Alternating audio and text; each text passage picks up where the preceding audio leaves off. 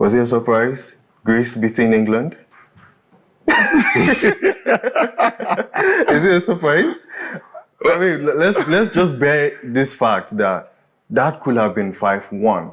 Yeah, The fact that they cancelled 3 goals for Greece and they still won the game. I think there are a lot of factors that we need to consider in that. But the first thing I would say is the bookies had a smile because everybody that maybe placed a bet may have lost in that game because England losing at Wembley to Greece is something nobody would have predicted. But the second thing I would have to say is this. We know the events that took place before the match. Baldock dying, the former Greece international, and the motivation it must have given the Greece players to go there and perform for their teammates. And so I just want to just see it as a fluke. They did it for him. And but what I must say is for Lee Carsley, the interim England coach, this must be a blow. As I was watching the match, I was just telling everybody watching with me that this is the end for his chase for the job. It's over. Like, he cannot get it again. Now we're seeing names like Tuchel and them waiting for Pep Guardiola. And that's what you expect when you lose to Greece at home. It's over for him. I'm so sorry. Divine, what are your thoughts? Because I mean, at some point it went up to 1-0. Then it was at 2-0. Then they cancelled the goal. Then it went back to 2-0, cancelled again. Then 1-1. Then 2-1. Then 3-1. Then cancelled again. Then 3-1 again, cancelled again. 4-1 again, cancelled again. I mean, what do you think was wrong at that English camp? Because I mean, just like the way Messi wrote it on his Instagram page during the Argentine Olympics in Solito, like, it's unbelievable how the whole thing was happening.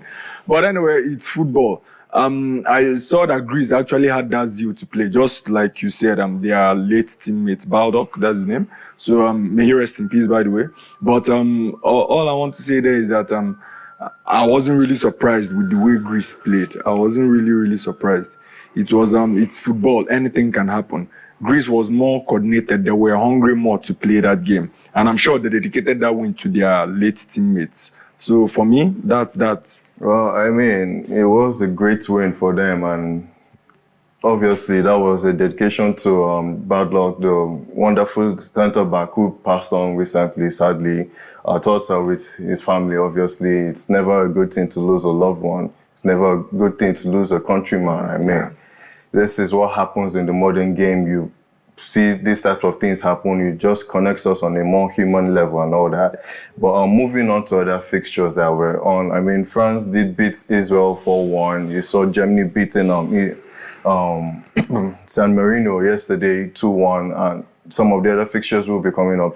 Okay, so that's it there. France beating Israel 4-1, 2-2 for Italy and Belgium, England losing 2-1 to Greece, Finland losing to Republic of Ireland, Austria doing the job over Kazakhstan, Norway, Haaland with a brace, obviously, against Slovenia, Latvia losing to North Macedonia 3-0, the Faroe Islands hold to a draw with Armenia, Gibraltar winning and Andorra losing to Moldova 2-0.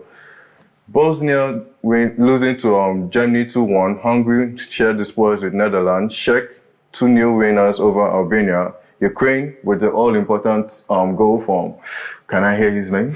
Misha Mukhalovich. And Iceland shared the spoils with Wales. Turkey winning over Montenegro. Estonia 3-1 winners over Azerbaijan. And Slovenia and Sweden sharing the spoils 2-2.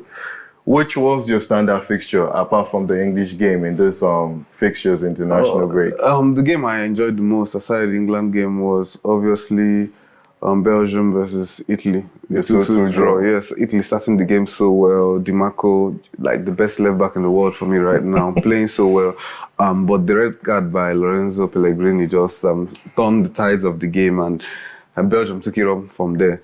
Unlucky not to win, I would say, because there was a penalty shout I feel they should have clearly gotten, but 2-2, entertaining game.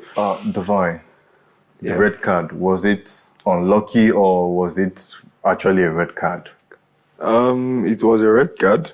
Yeah, that's all I have to say about that.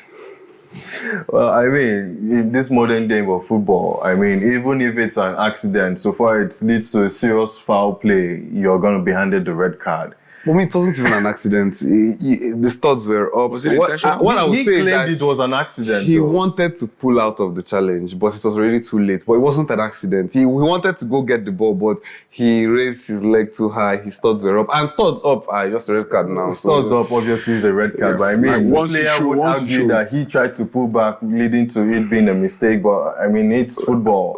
We don't get rewarded for what we try to do. It's what you do at the end of the day. So it's a red card. Sorry, Well, sir. I mean, but of all these games and of all the international matches that have gone on, I think I also want to put to that France-Israel game. I mean, it was an impressive shout-out for the French team.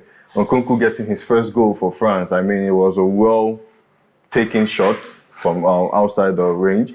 But I mean, when you look at these countries and putting it their own for the UEFA Nations League, which country do you think is going to be an underdog come this UEFA Nations League? I'm giving shout-outs to maybe countries like Faroe Islands or Wait, let me. Moldova. What I have to say is, the Nations League is classified in such a way that everybody has their targets.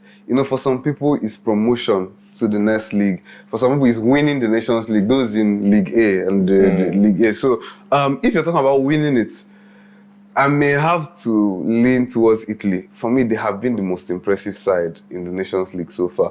But when it comes to things like promotion, getting a spot for the next Euros and all that, we may look at teams like Greece, Turkey, what have you. So that's the question. But because of the format of the Nations League, it slants towards two different I want to ways. throw this to both of you. Okay. You said you look at Italy as favourites from in the category A, but Yes. you're overlooking teams like Germany, France, I'm not overlooking them. England. He just made his point. We can have only one winner at the end of the day. So I can see those teams. I've seen are playing well, but you have only one winner at the end of the day. And the team I've been impressed by the most is Italy, because they're in a tough group, in a very tough group. They have already played France. And beating France, actually, 3-1. That must have been a shocker for everybody, because that was away from home, we must add. And then the draw with Belgium, where they were clearly the better side, but went down to 10 men earlier. So I would just be leaning towards them at this present time. You share the same thoughts with Yeah, him? exactly.